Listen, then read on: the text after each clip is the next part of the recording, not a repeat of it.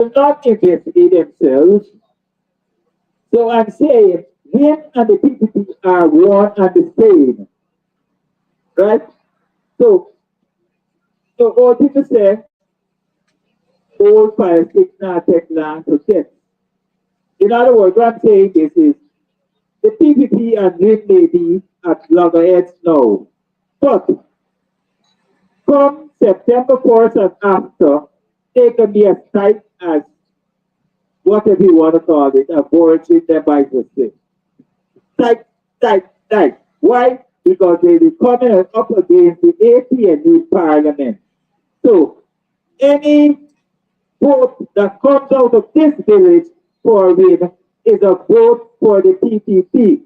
And it will stop the APNU, make it more difficult for the APNU to control the seat of government. So I'm appealing to you, when you leave here tonight, and so between now and the 1st of September, talk to those young people of our world, your neighbor's son, your nephews, your grandchildren, and let them understand that PIN and PPP does not love black people. PIN was a financer of the Phantom Squad. One of the, when you hear PIN Phantom Squad back in time, you hear the name Muhammad. Even if you go a bit further back, there was this woman, Donna McKinnon. She was shot by Freedom House some years ago by a gun that is now being claimed to be owned by Nazar Mohammed, right?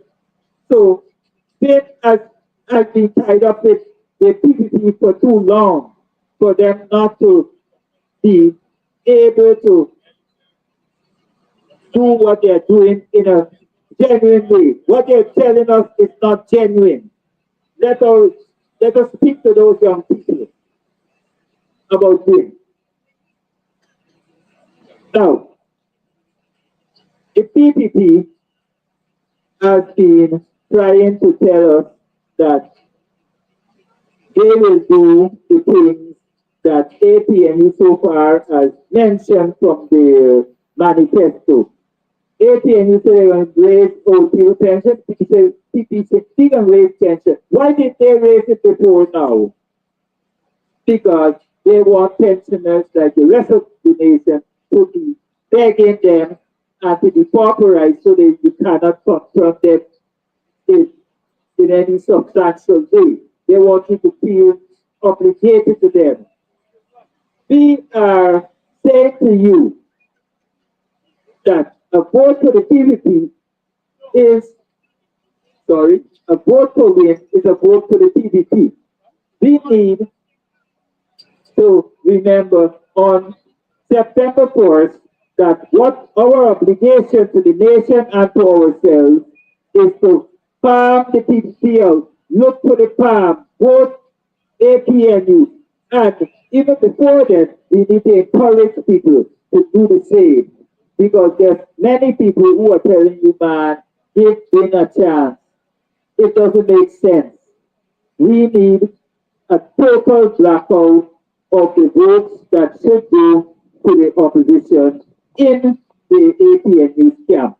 Because dividing up these votes will not make sense. Doesn't make sense to carry the PDP in office as a minority government.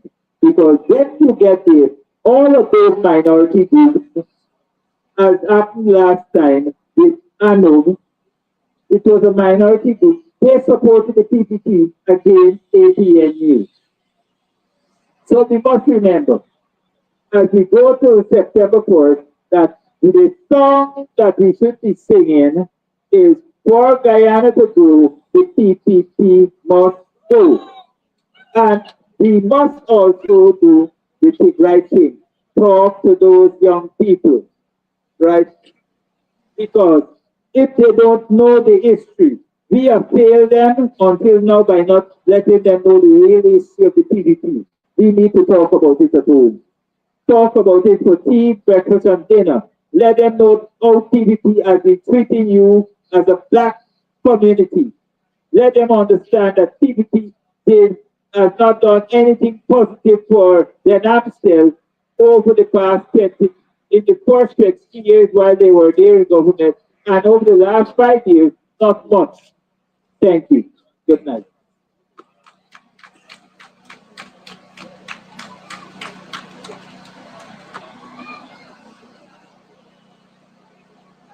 Thank you very much, Brother Elton McRae, for highlighting reasons why we need to get rid of the PPP and making us aware that voting for win is essentially voting for the PPP.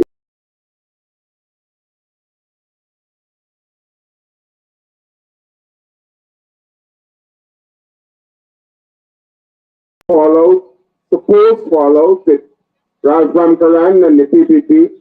He created ANOP and got some other people to join him. And when they got the seat in Parliament, ANOP became PPP. And so it is the same thing that we are playing when we talk about win and the follows with Jack. They don't only follow before election. After the election, they will be back in bed and be doing us even more terrible things than they're doing right now.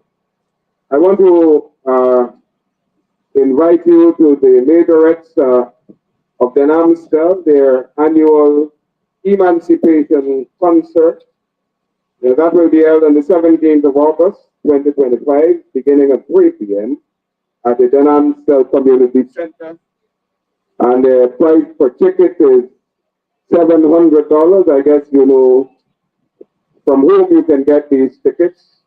And all of the African dishes and so on will be on sale at the concert. So please support the majorettes of Amstel. Our next speaker is a fiery young lady who has been working in the sugar industry, and she has decided to join this fight because she too has been feeling the pangs, the hurt, distress from the governance of the PPP. I call on no other than Adriana Thomas to speak with you tonight. Put your hands together for her as she comes.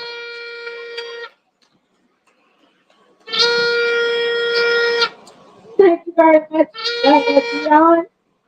Good night, Amstel. Amstel, good night. So come first September, what are we going to do in Amstel? Let me see your palm in the air. On the 1st of September, you will vote for the farm. And voting for the farm means that we are voting the PPP government out. And we are voting in a new government, the APNU government, that will be led by the Honorable Aubrey Conklin Norton. So let me hear you. Then I'm saying, give it up for the new government, the APNU government. So I don't know what you have done, Amstel, but I am tired of this government. I'm tired of the bad-mindedness. I am tired of the vindictiveness. I am tired of the corruption. I am tired of the bad governance. I am tired of the bad leadership. I am tired of, I am just tired of this government. And so, when you're tired of somebody, what do you have to do? Get them out. So from 1st of September, we are getting this PPP government out, and we're not even avoid. We are voting the APNU in. And I'll tell you what, a lot of us have a lot of friends in other parties, but it is important that we vote for the APNU because a win for APNU is a win for everybody. I'm going to repeat that. A win for APNU is a win for everybody. So if you vote for APNU, you don't need to vote for anybody else. Because if APNU wins this election and get into government, that's a win for everybody. Now, I like what people are saying to me. People are saying, my whole family is voting for the APNU. Get all the our family members, your neighbors, everybody, and vote for the APNU come 1st September. The other thing people are saying is that when y'all get in there, y'all don't be corrupt, you know. I can assure you that the APNU government under Aubrey Thompson Norton will not be a corrupt government. People are saying when y'all get in there, we want jobs, you know. We will create jobs for you. The other thing I'd like to say is that as a part of the policy of APNU, we'll be rebuilding the village economy. We'll be rebuilding villages. Remember when what the do you remember what village life was like back in the old days? So we're going to rebuild villages like in Amstel. We're going to one of the things we're going to be doing is, you know, the ex-PPPC government, they're giving you a little drainage contract there, and then the president is organizing a cleanup campaign, and they take a lot of photographs. What we will be doing, we will develop an environmental industry. So, for example, in villages like Amstel, you will have small environmental businesses that will be able to maintain the environment in your villages on a continuous basis. And these environmental businesses can be between a partnership between the private sector, the MDCs, the residents, and those who will be setting up these businesses. We will look at setting up an environmental fund so that they can have capital to start these small businesses in communities. So we'll achieve two goals. One, create employment, and two, keep the communities clean. The other thing that we'll be doing, as you know, Ghana is now an oil and gas producing country, but we're also a country that is major in the environment. And so we have to be able to produce oil while we also take care of our environment. An APNU government will ensure that we find that balance between being an oil producing country and also an environmentally friendly country. So we're going to develop our green economy. We're going to develop what is called the blue economy. Blue economy is like developing our waterways. Air is the land of many waters. So there's so much more that we can do to develop our waterways, which will create employment. It will create new avenues for businesses, etc. So under the APNU government also, we're going to be able to, I want to talk about sugar now. Now, I thought a state under the coalition government was the largest business in Region 3. I thought a state was an annual $4 billion business under the APNU. Don't let the PPPC tell you anything other than that. Now, the whole sugar industry is producing 15,000 tons of sugar for the this year, 2025. The entire sugar industry produces 15,000 tons of sugar. Now, if the entire industry is producing 15,000 tons of sugar, it means that Alberta State on the West Bank here, or West Coast battle, is no longer the largest business in Region 3.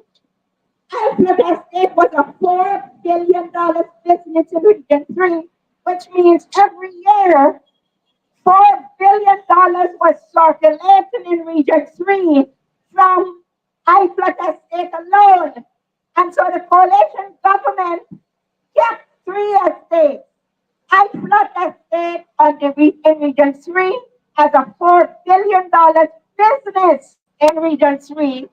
Claremont Estate in Region 5 as a $5 billion business in Region 5, and Albion Estate in Region 6 as a billion annually business in Region 6.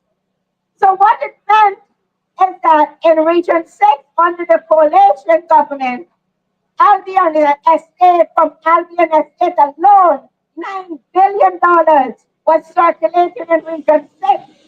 So Albion Estate was the largest business in Region 6. That was the thinking of the coalition government. Claremont Estate was the largest business in Region 5. It was a $5 billion a year business in Region 5. And that was the thinking again of the coalition government to leave Claremont as the largest business in Region 5, Albion as the largest business in Region 6, and Islot as estate as the largest business in Region 3. But PPPC, this government came in and they have destroyed the sugar industry. But I will want to tell you that it was the coalition government. But even though the coalition government was what they say closing estates, etc., the coalition government produced 2 to 3 times more sugar every year from 2016 to 2020 than what this government is producing or has produced from 2021 to 2025. The coalition government also managed the sugar industry so well, even though it was going through a reorganization program that they earned 200 million US dollars more from 2016 to 2020 than what the PVPC government earned in the sugar industry from 2021 to 2025. So all the talk you hear about what the coalition did to the sugar industry, I just tell you how the coalition rescued the sugar industry. And if there's sugar workers within the sound of my voice, if you know people who work at Daisuko and in the sugar industry, tell them to vote for APNU come 1st of September because we will rescue the sugar industry again, right? Because we have a proven track record from 2016 to 2020. And so we sugar, I'll tell you something about sugar too. Sugar is one of the few products that we can produce that would bring in such large amounts of foreign exchange. So when we got all this foreign exchange crisis going on, right, and this is for the private sector, right? We It is because the sugar industry only produced 15,000 tons of sugar for the first crop for 2025. So they're not bringing in the foreign exchange that was coming into the industry under the coalition government, or coming into the country rather, under the coalition government. So it's about proper leadership. It's about proper management. It's about proper administration. I also want to talk about land. A lot of you are in Amstel and on the West Bank and the West Coast, you have issues with land. The APNU government, our total outlook as it relates to land is different from that of the PPPC government. The PPPC government see land as something for them to control. We see land as a part of our poverty reduction program, as a part of our wealth creation program.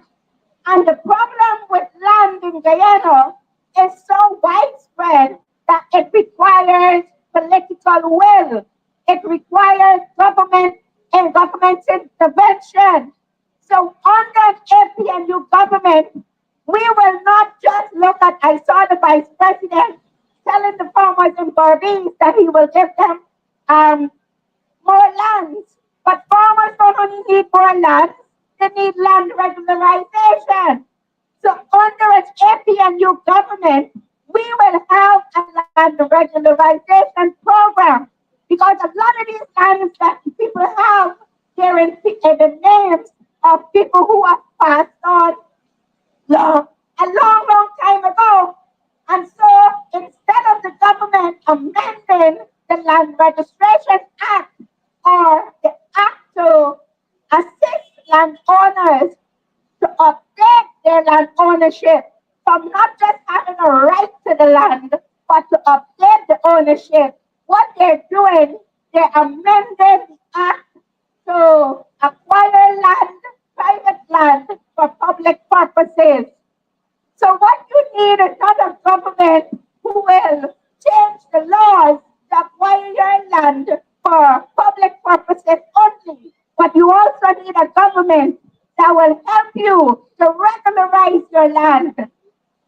And that is what an APNU government will do.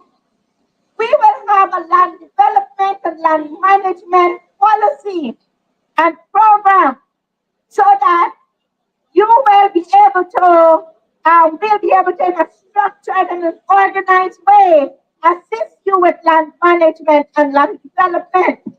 I want to talk about agriculture. Now we have a lot of land and still people can't afford to buy bananas and fruits and vegetables. And so, under the APNU government, the president likes to talk about food security. The president wrote a book on food security. And yet, people in this country can't eat bananas every day. They can't eat fruits every day. And the president has written a book on food security. Under the APNU government, we may also write books, but we will also have programs so that we can ensure that our citizens are eating fruits regularly, that they're eating vegetables regularly, that our farmers are able to not just produce and not have access to bring their produce out from the farms.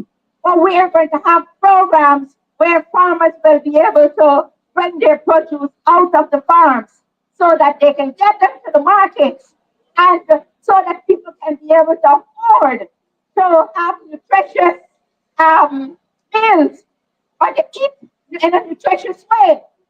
So under an APNU government, we're not going to be all about the optics and sounding good. We're going to actually change your lives. I was telling somebody earlier that vote for APNU and your life will never be the same again. And this is not talk, right? By the this is not a talk. I'm not a politician by my core. I am a sustainable development professional. And so I am more prone to the processes of development and transforming people's lives as against coming here and making promises in order to get into office. And then when you get there, you don't necessarily implement the programs and the policies to transform people's lives. So I also want to say to you that under an APNU government, that we will also be a lot of the lands which are being um, taken away from people unjustly. We're going to take back those lands and give them back to the rightful owners because a lot of what is happening in Guyana as it relates to land has become who got money got bargained. But under an APNU government, we're going to have a land development and land management policy that's going to be fair and just. As a matter of fact, an APNU government will be a rights-based government. We will focus on the rights of our citizens, and our agencies will also focus on the rights of our citizens. I also want to talk quickly about young people. We have a lot of our young people who we need to refocus. Under an APNU government, we will focus on every citizen will be a resource. So it's not just about, oh, are going to be our approach for our human capital and human resource development program. So we would not just see you as just as citizens. We're going to see you as a resource. Every citizen, we will see them as a resource. So we will develop that resource. So all those programs that we have about training and education and community development, developing the village life, we will see you, the citizens, as a resource in this country, or as a part of our resource base in this country, and we will treat you likewise. And lastly, I'd like to talk about Bluetooth disconnected. Lastly, I'd like to talk about somebody was asking me, so what y'all are going to do about the elderly? And I want to say to you that our elderly, we're going to, somebody was asking about elderly. Well, how are you going to involve civil society in your development program? We're going to rebuild civil society. Remember the days when we have had a vibrant civil society? But now everything is about the government, the government, the government. We don't want to, as an FPNU government, don't want to be master of your destiny. We want you, the people of Guyana, to be masters of your own destiny.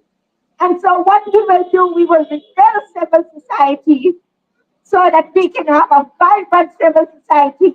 And we're not going to send GRA after them like they did with the Ghana Human Rights Association and other civil society organizations. We're not going to do that. When organizations express themselves, we saw what happened to J. We're not going to do that because the APNU government will not be a bad-minded government. We will be a rights-based government. And our elderly, we're going to have programs for our elderly. We're going to take care of our elderly. You have many of whom have served this country in so many ways, and they're struggling. We're going to have programs to take care of you. So I would like to say to the Amstel, vote for the APNU come 1st of September. And while you may have friends like me in many of the other parties, remember that a win for APNU is a win for everybody. So I will end like the leader of the Partnership for National Unity usually say, for Guyana to grow, the PPP not should go, must go.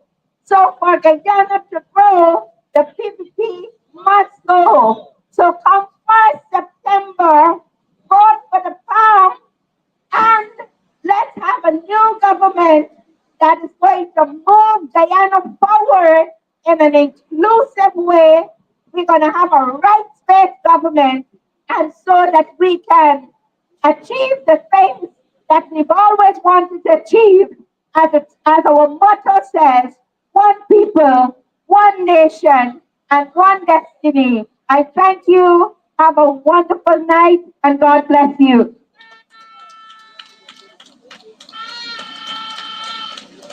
Thank you very much for so clearly outlining some of the benefits that this country will receive from an APNU government.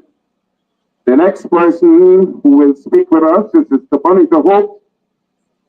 She has been an educator for over 2 decades, and she will outline to you some issues related to education. Education in Guyana is in crisis, in spite of Priya boasting that she built 45 hot schools in 3 years. Building schools, it doesn't mean that education is taking place in the classroom. Sister Bonita Hope.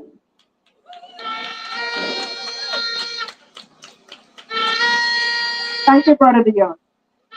And Amstel, good night to you. And Amstel, good night to you. Are you comfortable with the manner in which your community is operating? Are you comfortable? No. I know that we can make a change and we will make a change. Let me just say this to you. PPP is the weapon that has been formed against the citizens of Guyana. I'll say that again. PPP is the weapon that has been formed against the citizens of this country. All right? Now, we have our teachers. All of you would have seen for 75 days, we were there in the sun. We were protesting. We were venting our views. We were venting the disgust and the conditions under which we work. All right? But anti-prayer and the government by extension, they claim they care. If you care for your people and that's how you treat them, but something is wrong with you. Don't you agree? If you care for your people and that's the manner in which you treat them, it means that something is wrong with you. All right? Tell them mediocrity is not normalcy. Please repeat that. Mediocrity is not normalcy. Come September 1, we are going to vote those criminals out. All right? Priya tells herself that she can take her rights to pass people in this country. Mark Light also believes that he can take his rights to pass people as well as their children. Parents, just listen up. If you have your child with program that Priya would have invented, Auntie Priya, may I say, let me give her a handle. Auntie Priya, she would have invented a No Child Left Behind. That program was systematically designed to fail our students. I said that before and I will say again.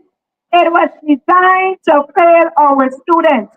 Tell me if you are in grade 4 and you cannot complete and do the work of grade 4. How is it possible that you ought to go over into a higher grade? Does it make sense? Does it make sense? No. You see what I want? I want to create yes men and women. And in our society, we don't want yes men and women because there is where the corruption starts. On September 1, we need to vote them out. We are voting APNU and the Aubrey Norton administration. That's our new government. We are going to restore dignity and respect when it comes to education. The book that is rational, the book in certain communities. Do you understand? And Chicago Alliance, I have been there, I am there. The book usually the materials are rationed in some communities, especially the African community. And in the other communities where the Indo-Guyanese exist, or where they have it thorough, Panakab. Is that what we want with our taxpayer dollars? No, we are paying these people to treat us poorly, citizens of the Amstel. Are we paying the people of the government to treat us poorly? Is that what we like? No, we don't think so. So come September 1, we have a responsibility to vote for the APNU all the way. Now let me just say this to you. These people don't have no respect for us, and they never will. So the only way to put an end to our tax is to do that. Calm them out. To put some respect on our name, we have to calm them out. Let me see those palms. All right. that, we know that we will restore thing called dignity, respect, integrity. Our young people will come up knowing those things. We will go back to the place of morality because right now we already got out. We already got out. All right? So that's so much for anti-prayer. So the question about it, no child left behind program. It's not working for us. You pick up somebody else's garbage, but you didn't find out how they're working for them. So you bring it home now and you say, hey, collect it. Me and City Council, this is the site. Diana, collect up. But I'm working for we. Because even if you use that, because the students are not competent, they become frustrated. All right? When you're there, even if you have the pre-book, the technical institutes to go and do the work with the hands and so on, you have to know the basics. And if you can't function because you don't know the basics, you're going to become frustrated and you become a school dropout. And then you say, watch me able to sing. This kind of thing is not for me. Me are cut out for this. But no, they are frustrating you and it was strategically designed to do that, to keep you in poverty. So now I'm going to speak to my young people. I want you to come to the front. Young people, I want you to come to the front. Yeah. I've seen you too. Yeah. So this is for you tonight. When they keep you in poverty, they can dictate what they do with you. You didn't agree? When they keep you in poverty, they can dictate what they do with you. And then you want PPP to be the rule of your destiny? Eh? Now you tell me if it makes sense. So from September 1, we have to do what? Pound them out, man. We pound them out. The PPP must go. It is not by chance they're going. They must go. Because they're the thing, they're creating more destruction. They're like a banyan tree. Nothing grows under them. All things criminal is the PPP. I'm going to say it again. All things criminal is the PPP.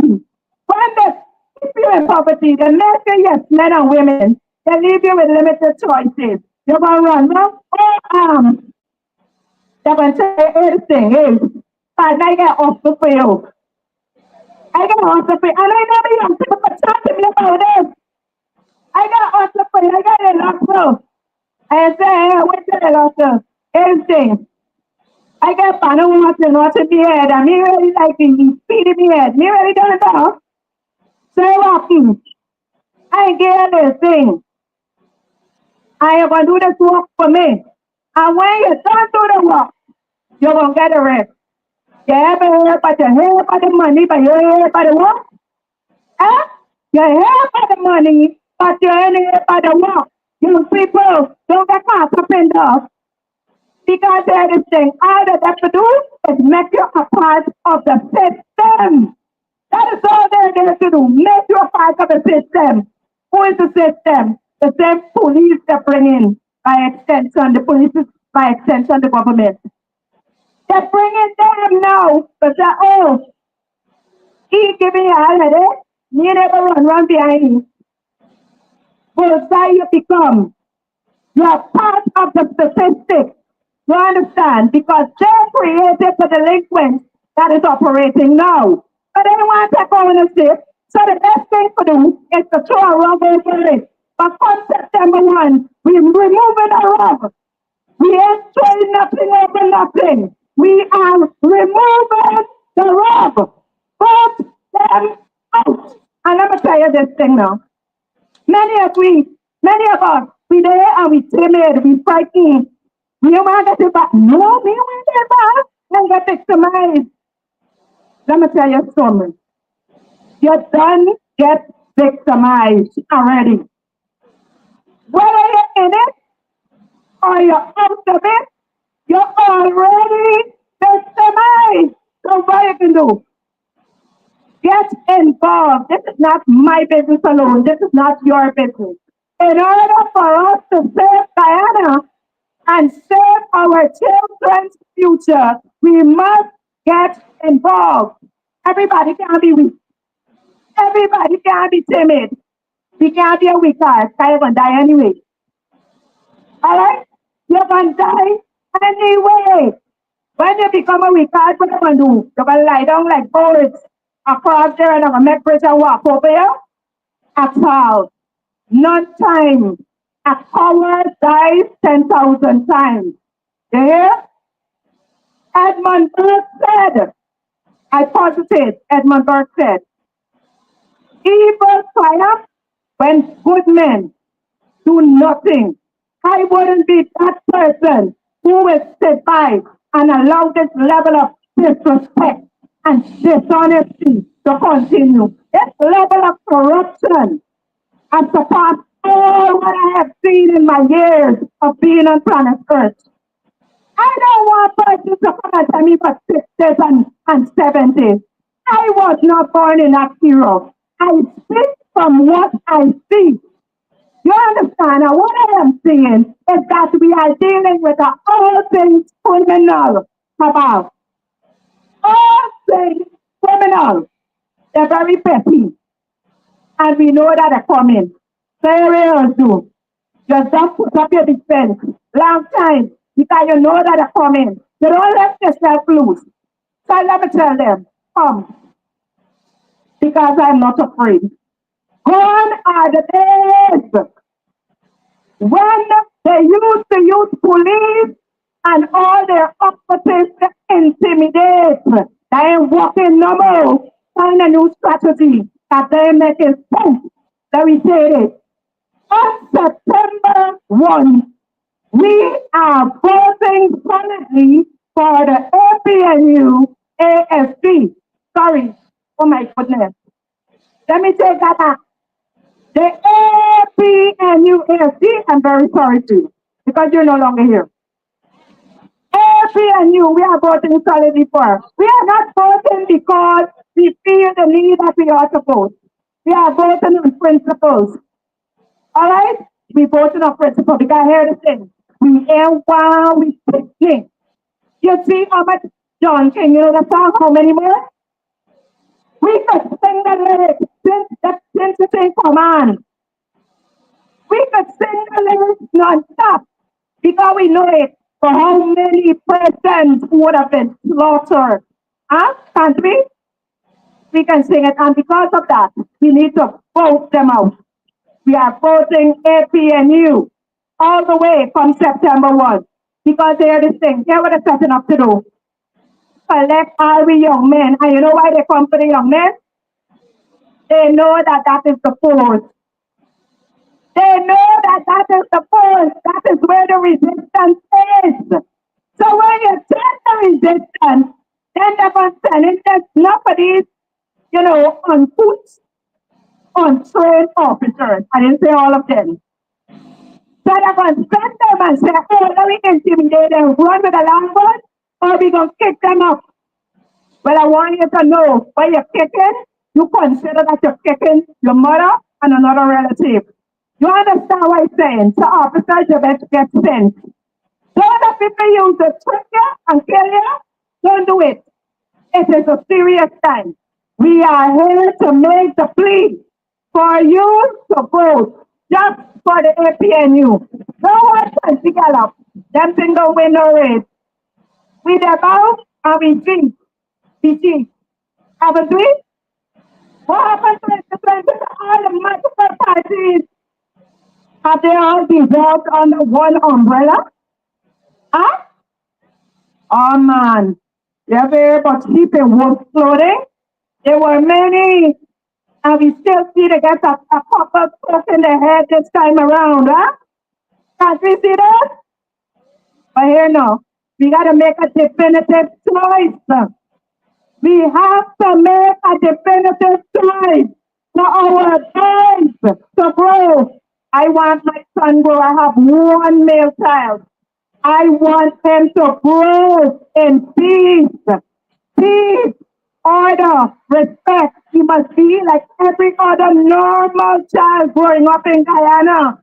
I don't have to hide my child because of fear of the PPP, those criminals. I won't want to do that. So that is why I have taken that stand. And you ought to take that stand also. Let us do this together. Come out, encourage each and every member who have voting age in your family. For those of you who have the facility to move others around, we must work in unison. Our ancestors, our foreparents did it. Why can't we do it? Why can't we do it? So we can pool all what we have, all our resources, and move each and every person around and go to those polling stations and we vote resoundingly for the APNU. We are voting for a respectable government. We are voting for a president with integrity, with morals, with respect, and with love. We are going to vote in our new president of the Fourth Republic of Guyana, Mr. Aubrey Hampton Nelson. And I thank you tonight for listening to me. I trust that you will follow through in your actions. Thank you very much. Thank you very much, Mr. Bonita, for your inspiring message. The country needs to know that the PPP is really a failure in every regard. He talked about Guy Suku. Education is in disarray in this country. Even with the roads and so on that they're building, everything is basically not being done good. Jackie doesn't have a reputation for being able to do anything, and that is good. And they're good at spending money so that they can steal money. And that is exactly what they're doing with the Burmese bridge that they now want to purchase, with the power boats that they are hiring. They have a new contract for some kind of management operation. Billions of dollars are going out of this country through the hands of the PPP, and the people are being left here to suffer. Look, they're paying Mercury thousands of US dollars, $50,000 a month, and we can't eat a proper meal in this country. And they care about us. You know, it's really sad, and we do have to get them out of government. The next person to speak with us tonight is a long-standing member of the Working People's Alliance. He's one of the co-leaders of the Working People's Alliance, and he has traveled all the way from the United States of America to be here to ensure that the PPP is removed from office because he has been seeing and understanding the plight of the people of this country. Brother Rohit, can I give him a round of applause?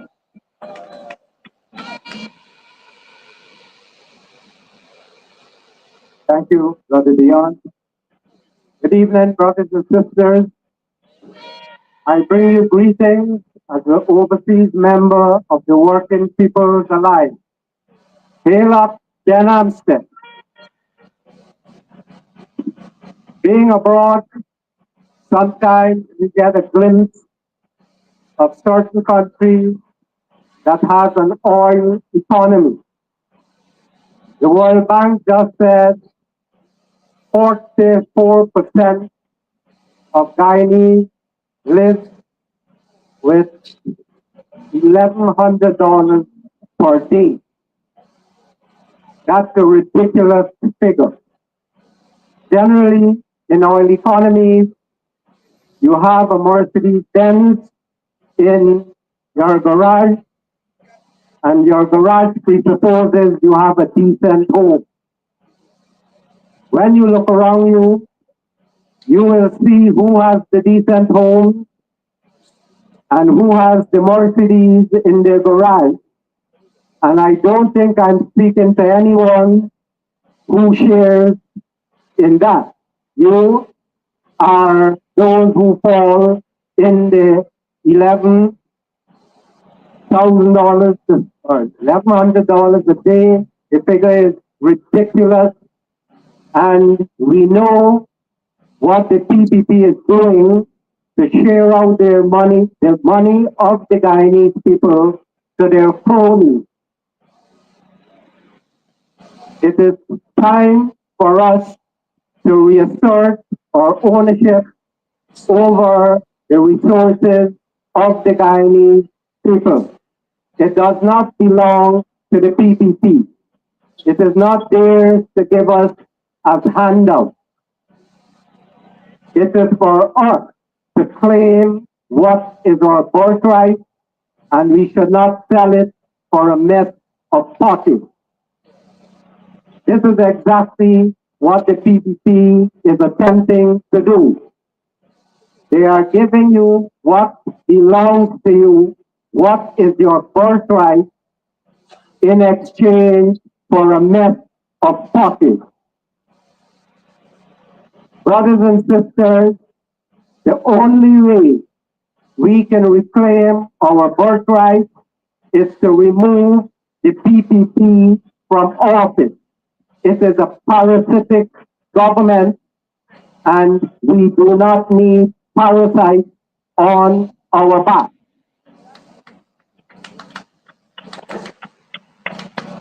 The coming election is very important for the black community, especially.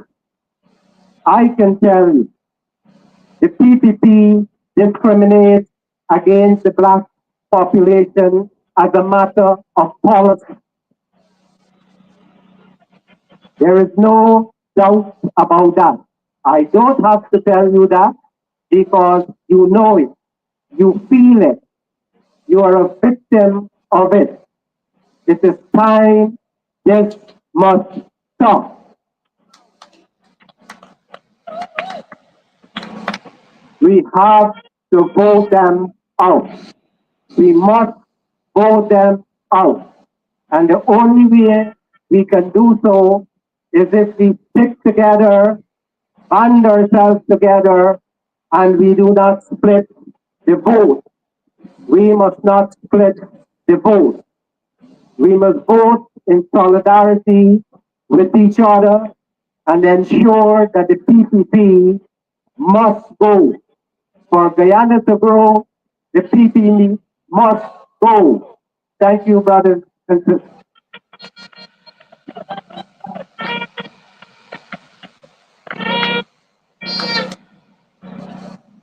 Thank you, Brother Rohit, making the journey to come to speak with us.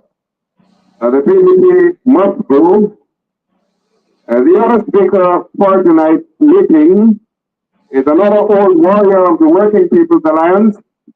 He has been in the struggle for so many years, I can't even count.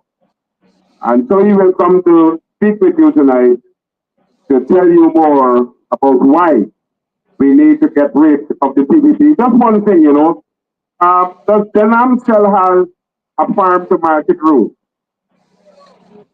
Does your road go all the way into the back dam as the road in Hague?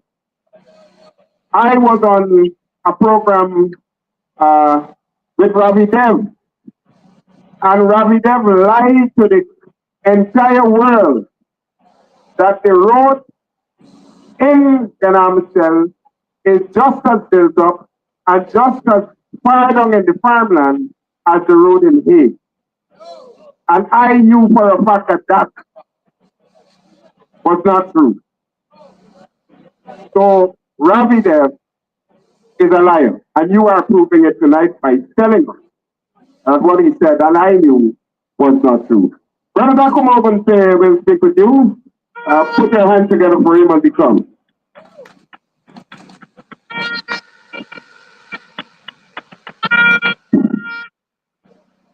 Thank you, Brother Chair, residents of the Amstel. I was in your community from 4 o'clock, and I saw that a number of you are still here with us, despite the difficulties you had to get here. In part, due to the bridge and drew and impart the roundabout.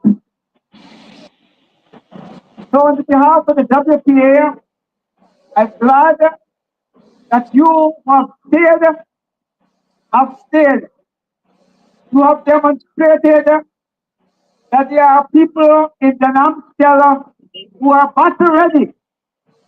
And many of those who have stayed are elderly people and middle-aged people. And that is a good sign that the regime and the dictatorship has not been able to crush the spirit of resistance in this community and in general throughout the African community. These elections, sisters and brothers, are defining elections in the history of this country. These elections will decide what kind of future we will have in Guyana going forward. And we are just under 3 weeks from the day of reckoning. These elections will decide whether the African Guyanese community will live in dignity and have equal access to the tremendous oil wealth that we have in this country.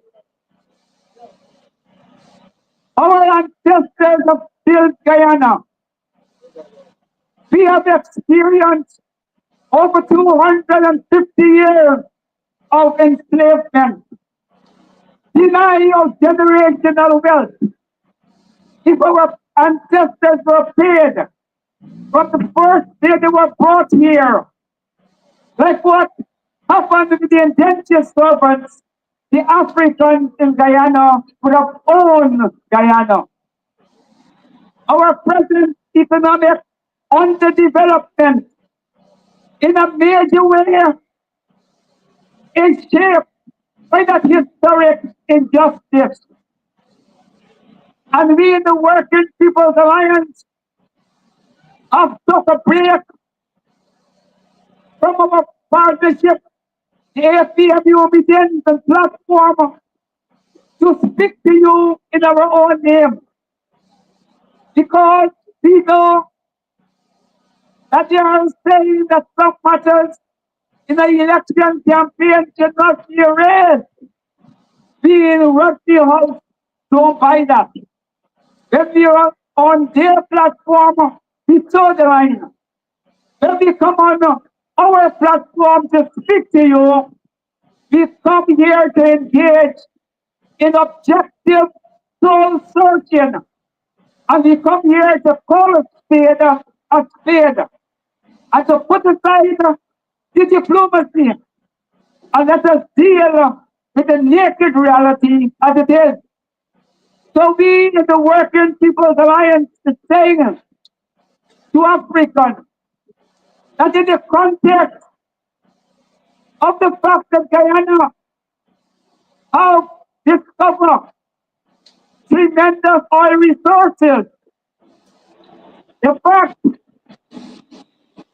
that we have only 4 wells in operation and the rulers in Guyana has their hands on more wealth than any set of rulers from slavery to the present. From slavery to the present, no set of rulers in Guyana has had their hands upon the kind of money that the PPP has their hands on. And we are saying that Guyana is indebted to the African community because we built this place. Our ancestors were robbed of generational wealth, and we, their descendants, have been robbed of generational wealth. And we are saying in the context of this oil boom, Guyana is indebted to Africans, and the Guyana state must give reparations to the African community to correct the historic injustice that slavery and colonialism has done to our people have impoverished us. And we are saying September 4th is the day of reckoning. They have access to engage in elections as part of some democratic exercise. But we in Rusty House is saying Guyana have long lost democracy, and the elections is not a democratic exercise. The elections is not an exercise where all the contesting parties are operating on a level playing field. The elections are not conducted in a situation where we have a voter list that is reflective of the voter population, the potential voter population. We have an electoral list that is almost equal to the entire population, and that creates ample opportunity for rigging. And the opposition and the APNU and all the members parties, the WP and others, have been fighting for the last 5 years to get GCOM to agree for us to have a system of biometrics where we could use technology to determine valid voters so that we could put or reduce significantly the risk of rigging that is bring a closer list open up in these elections. And the PPP control GCOM and they say no. This present GCOM is the most partisan GCOM we have had since 1992. The PPP control GCOM from top to bottom. And our commissioners on the opposition side, Vincent Alexander, Desmond Sussman, and Mr. Corbyn, has been fighting to the nail to get GCOM to do the proper thing, but they have refused to do so. We are also in an election campaign where the government is spending taxpayers' money in a partisan way. In democratic elections, when election time comes, the government is restricted from engaging in certain projects and certain spending so that the incumbent doesn't have an advantage against the other competitors. But the PPP is spending our own money and using it as a weapon to rig the elections against us, to secure their domination against us. And we in the WPA is crystal clear that we are not engaged in an election that is democratic or free and fair. But since the access to engage in these elections and since the international community that has influence in our politics and our reality expect us to engage in these elections, we are engaging in them and we are doing our best to win them. And we ask you to come out and vote like a boss to ensure that we win these elections. And if we win the elections, it will make matters easy for us and easy for Guyana. We in Rusty House has been saying that if the PCP rig the elections, we will not tell Africans to accept it. We will not tell Guyanese to accept rigged elections and to live with 5 and 10 more years of PPP misery. If they rig the elections, we will turn Guyana into a battlefield of resistance. We want them to understand no more rigging the elections. African people after September 1st has to be marching forward in dignity with the sense of the future. We want a commitment from any party that forms the government that oil resources will be used to correct historical injustices among the Guyanese people, and the most previous is against the indigenous people and the African people. And we are saying September 1st is the beginning of that reckoning. And we are prepared to ensure that there is no Guyana if Africans don't get justice. This is the policy written history, my brothers and sisters.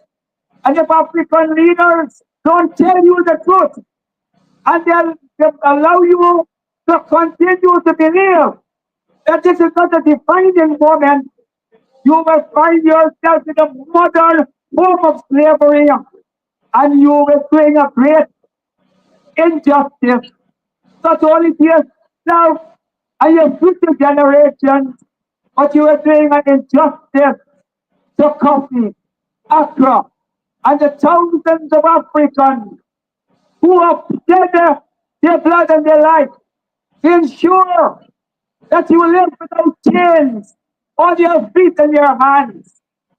And the PPP is prepared to return to that position using the oil wealth. And we are saying to you Africans, you have to get battle ready. And the first stage of the battle is on September 1st. And we are clear. The PPP will not surrender power easily. And we are the opposition cannot accept a rigged election. Therefore, we are on collision point. And if you're on collision point in politics, then you have to prepare your people for what's to come. And we are saying to you, get battle ready. The first part of the battle is to come out and vote like a boss. We need about 90% of turnout in the African communities because there is a dangerous plot that is being unfolded against us.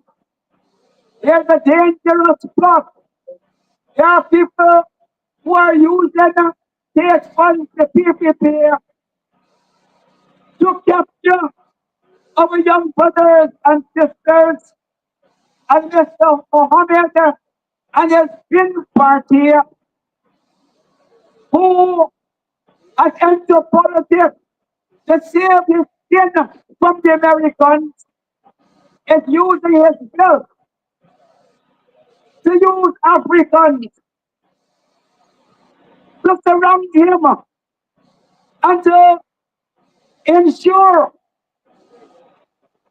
that when the crunch comes, his African bodies will be falling in protection of Mohammed. I am not seeing the Indian youth who are running behind Mohammed. And if the police go to Mohammed home, I'm told hundreds of young African people turn up. And if there's a confrontation between the police and them, it's African bodies that will line the streets and African blood to protect a man who has a history of engaging in phantom killing with Russia, killing our young people. They are a sick people. They are a sick people. Our young people are sick, but we have a responsibility to them. We have a responsibility to help heal the sickness among the African youth. The PPP have joined forfeitures. We have joined forfeitures economically that anybody who raises a few dollars or a piece of bread in front of our young people, they fall prey. And that is in part because we, the elders and the political leadership, failed to do what was necessary because we saw the writing on the wall, and it is the political leaders who has to interpret the political environment and to anticipate the consequences of certain developments. And we fail to throw those young people in political battles against the regime. And these WPPP children knows nothing about political struggle. We have stayed off the road too long. We have given the PPP too much of political space that they create an atmosphere that they are undefeatable and that we are weak. And it are the consequences of that perceived political weakness that our young people feel a sense of hopelessness in our politics, and then there's nothing at all. Sisters and brothers, we came late tonight. We normally stop this meeting at 9:30. Dr. Hines is here, and I know you want to hear from him. So I will tie up very quickly to give Dr. Hines a chance to speak to you. But I want you who are here to go back into the community and spread the word that we are engaged not in a democratic exercise in these elections, but we are engaged in an electoral rebellion in these elections. This is a rebellion of Africans. This is a rebellion of Africans in order to save our people and to save this country. Sisters and brothers, the last point I want to make is the PPP is very on the place, trying to confuse us that there are some great managers of the country, and the PPP was in power from 2015, from 2019, sorry, from 1992 to 2015, when we kicked them off our backs.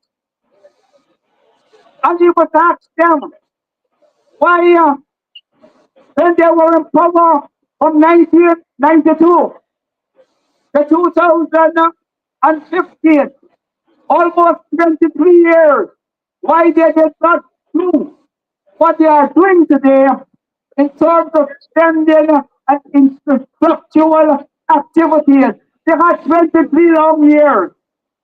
The difference, sisters and brothers, is the oil money.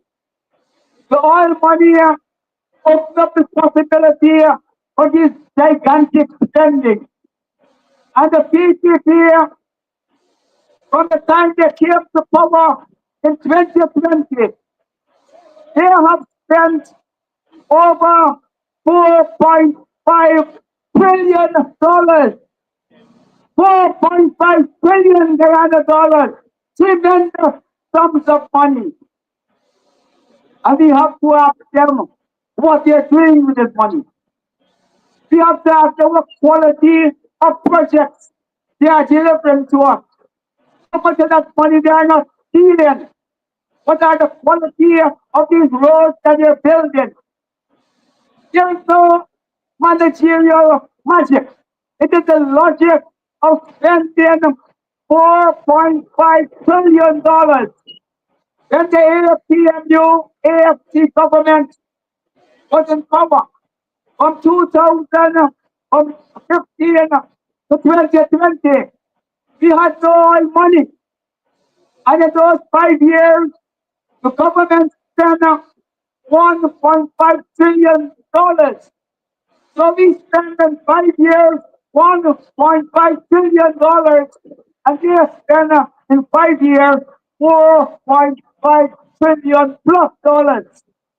And then they ask you what the AFCMU did for you. Why the AFCMU can doing this and then doing that. And a lot of people are falling for that nonsense. And we are here to tell you that the difference is the oil money. And we are here to tell you that you in the Amstel and the African community has to fight for your state in this oil money. If you don't do that, then you will find yourself, your children and your generation to come in perpetual modern slavery, economic domination. I say to you, I say to you, then Amstel, get battle ready because September 1st is a defining moment, and September 1st is the beginning of the electoral revolution that will sweep across Guyana and liberate our people. Thank you and good night.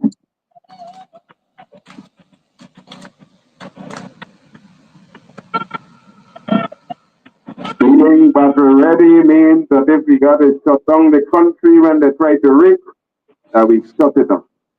That things can be normal. I want to remind you of the Majorette concert, annual concert, the 9th annual concert on the 17th of August at the Amstel Community Center.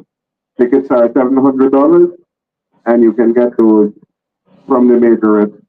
I don't want to be between you and Dr. David Hines, so I call him to the podium right now.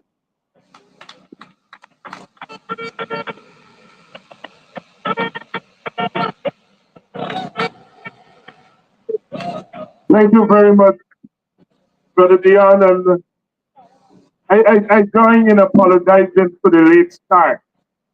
And I know it's late. I know some of the others were out there earlier. There is another APNU meeting on Wednesday night, right here, and I'm slated to speak. So I won't keep you very long. And I promise that on Wednesday night, we will have a full conversation. But I want to say a few words. And you notice the theme that my colleagues have touched on tonight. And it's a very important theme.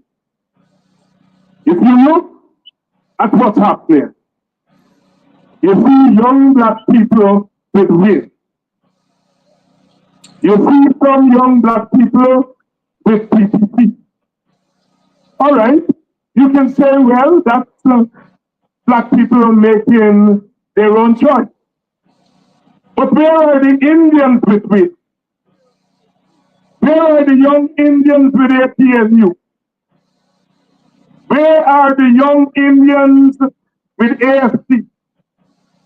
Sisters and brothers, what we are witnessing at this election is something that took 30 years, and we did not pay attention. The PPP, when it came back to power in 1992, came back with a deliberate plan. And that plan was to control Guyana. And they figured out that to control Guyana, you needed to control African people, black people. And we didn't pay attention to it. Look very carefully. The PPP in the last 30 years, they've destroyed every single black organization. The Guyana Labor Union used to be Burnham Union, Crystal Union. Today is a PPP union.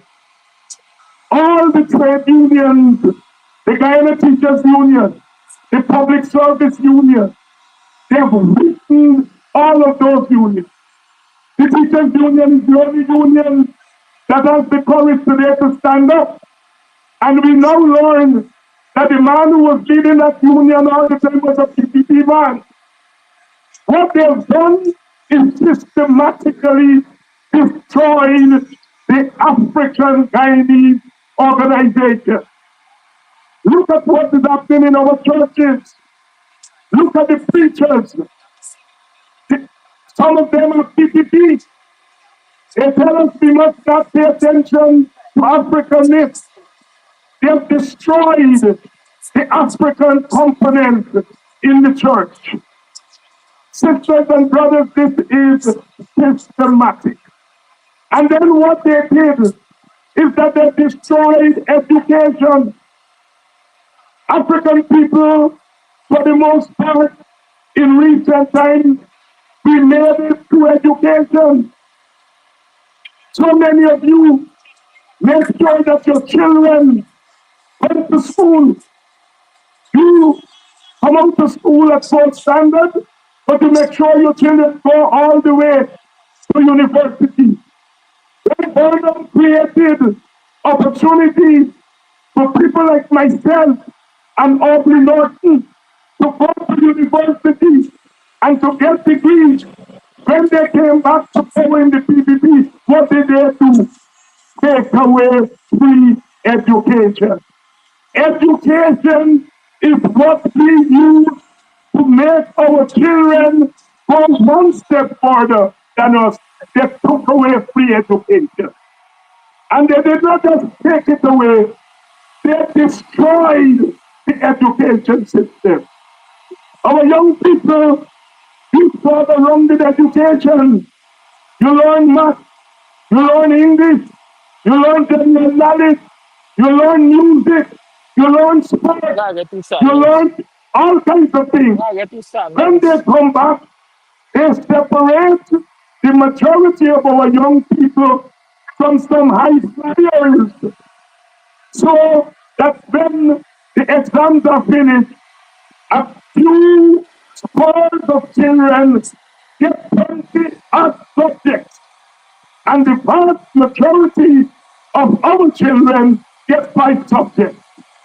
Now, the university, when they apply, of course, they will get in first. When they apply for the jobs, they will get in first. So you see how systematically they kept young black people and the black community at the bottom. And then suddenly we opened our eyes 5 years ago and realized that people are in trouble. I used to come to this village as a child. My family up the road. I used to come here during the holidays. And I used to marvel that in this black village they were planting rice, their own tractor. No, the rice industry in the black community is destroyed. Economic destruction. Look at what they did to public servants. Now, when you say sugar workers, you mean India. When you say business, you mean Portuguese, Chinese, and Indian. When you say teacher, nurse, police, soldier, you mean black people. Now let's look at the wages.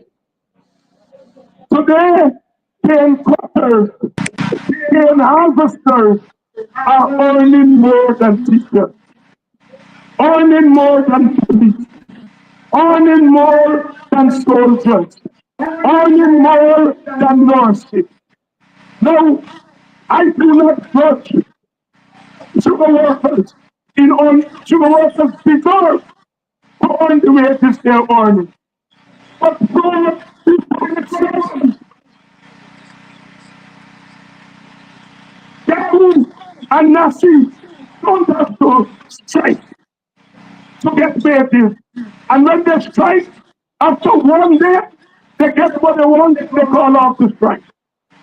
And when it comes to public servants, the government gives them 3%, 3%, 4%, 5%. And so the public servants are the poorest workers in this country. And public servants are mostly African. So they destroy your organization. They destroy your contacts in the religious community. They destroy economically, they destroy the African.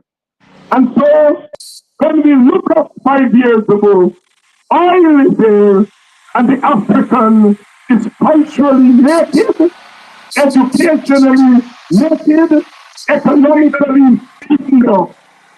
And then they move in, all of them, What they I'm move into sanitizer? our community What I'm with sanitizer? little parcels of money and entice our young people. Our young people are already impoverished. The system gives them no work. We send them all of a sudden in the black community Huh?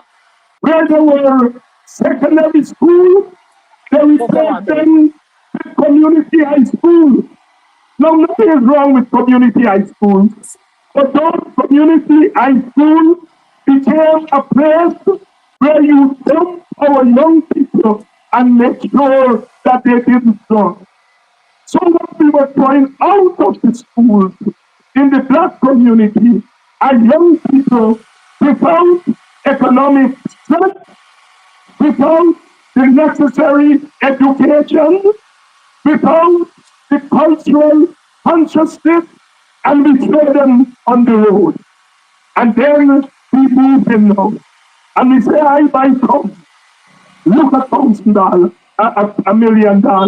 You're a contractor. And then he takes the $50 million. What is it? And then they say, come, put on this red jersey. And he put on the red jersey. And that is what you call modern day slavery. That is what they did in Africa. Enticed some in our communities to go into the communities and to catch our people and put them in bondage and sold them to the slave masters. That is what they're doing now. They get about 10, 15 so-called British people, and they're walking around the Amstel and giving you a jersey. And when you check the jersey, it's $50,000, $40,000. Sisters and brothers, that is systematic slave catching. And so that is where we are. 5 years ago, I decided that I am not going to take it like that. And I decided to launch an attack, an attack to defend the black community.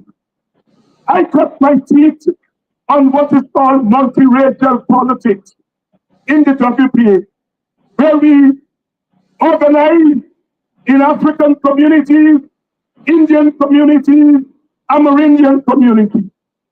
I defended Indian people. When Indian people said they were oppressed by Burnham, I stood with them.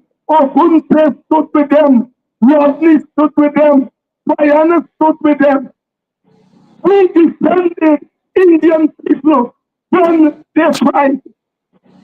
In my village, Boston, in the troubles in 2002 to 2006, when they were killing Indian people just because they were Indian people, I stood up and said, along with Payana and Andaye, not in my day, I stood with Indian people, defended Indian people. When the PPP, they were locking up in Freedom House, afraid to come on the streets. We, the Africans in the WPA, came onto the streets and defended Indian people. And so 5 years ago, when I decided that black people had had enough, and I was going to put 90% of my activism to try to give some strength to the African community, because we saw this day that was coming. And they called us racist, they called me all kinds of names, all kinds of things, and so forth, because they recognized that what we were doing was the right thing.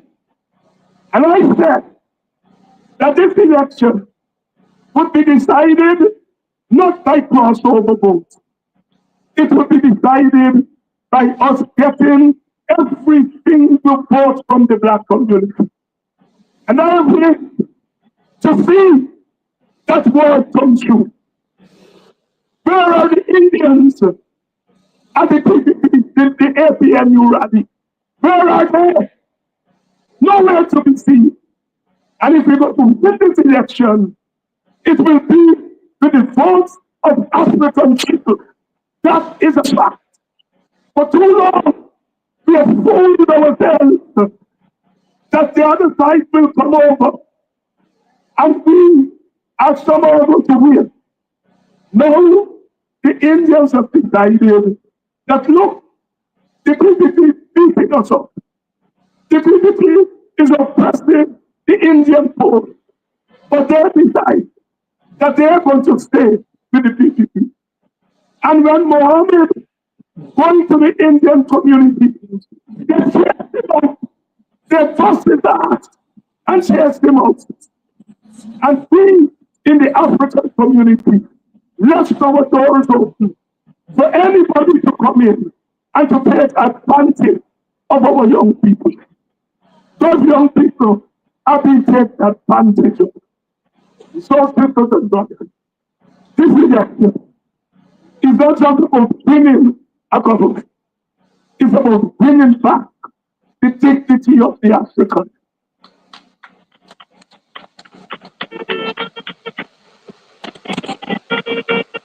Come together and cast your vote.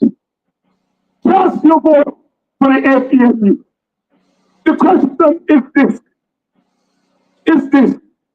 is not just what the government will do for you, it's also what the government will not do for you. One of the things the PDP has been doing is has been killing our young boys. From 1992 to now, we can count at a minimum 400 young black men killed, extradition, almost 1,400, they say, at the maximum. If you're an Indian mother, you have trouble, you have problems, you still have to get up and work, you still have to take care of your children, but you can sleep at night, not wondering if your son is going to be shot down by the police and die.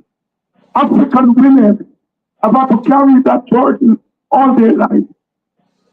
From Finland Backers to Ronald Waddle to Crummy Wing to Orin Boston to the 5 young men in Linden, the recent and most recently, here in your neighborhood, that young people of yours, that people everywhere murdered, and a murderer is walking the streets of this West Coast. Sisters and brothers, this election is more than just changing the people. This election is about lifting the black man and lifting the black woman right there on the mountaintop where you belong. And I am not going to rest. We are not going to rest until we stand atop that mountain. And I say to you, we have been saying, see the vote of this. They said no. We said, let's get biometrics so that people cannot impersonate the vote. They said no. And we remember in 2020, 48 boxes without statutory document. If you don't have statutory document in a box, how can you measure the vote in the box? When you take away the statutory document, then there is no way to say whether the votes in the box are real and whether they match up with people who actually vote. 12,000 votes in the PPP area for the 4,900 people The police, the immigration officers, they said were not in this country, but they voted. Over 1,000 deaf people voted. Sisters and brothers, 4 seats at a minimum were stolen at the last election because of PPP rigging. And Chicom has done nothing to correct it. Nothing. And the other day, they tell us that vote buying is a crime. The PPP walking around this place, Mohammed walking around this place, buying black people vote, putting money in churches, and she come after they've committed a crime. No, I said is a crime. If she comes going to go to the police and report all those people in the Amstel and other villages who have been going around and buying votes is rigging because you are forcing people to vote against their will. And so we are up against vote rigging. We are fighting to remove the people. And on any level playing field, we will beat them. We will beat them because we have superior candidates. We have superior ideas. We have superior record. When Granger was in office, there was not a single young black male who was killed extrajudicially by the police. When Granger was in office, not one of them in the opposition was jailed. We have a superior record. So we are fighting the PPP. And we know we will win. But we know we are also fighting against GCOM. And the GCOM is a PPP GCOM. And we are saying that unlike in 2020, when we allow 48 boxes without statutory documents to pass, when we allow 5,000 people who are not here to vote this time around, if they try that, all hell will break loose in this country. We want to make that very clear. And we want you all to be ready, not just to vote, but to defend your vote. This is what Guyana has become. In the old days, you could vote and go home and listen to the results.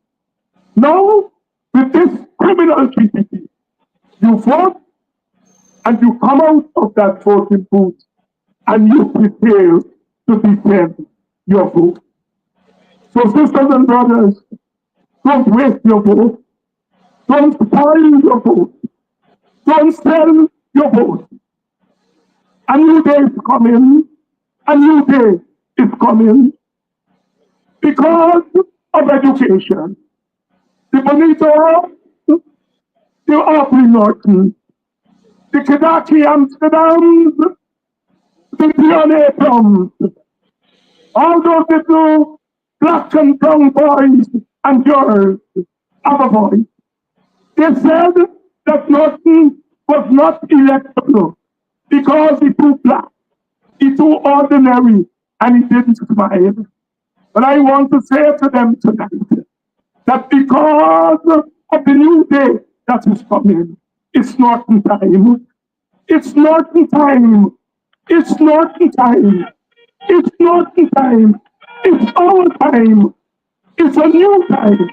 And we urge you to put your palm in the air under this night sky, that God can bless this farm, that when you go into the booth, you're putting your X next to holiness, putting your X next to dignity. Thank you. Good night, and I will see you all on Wednesday.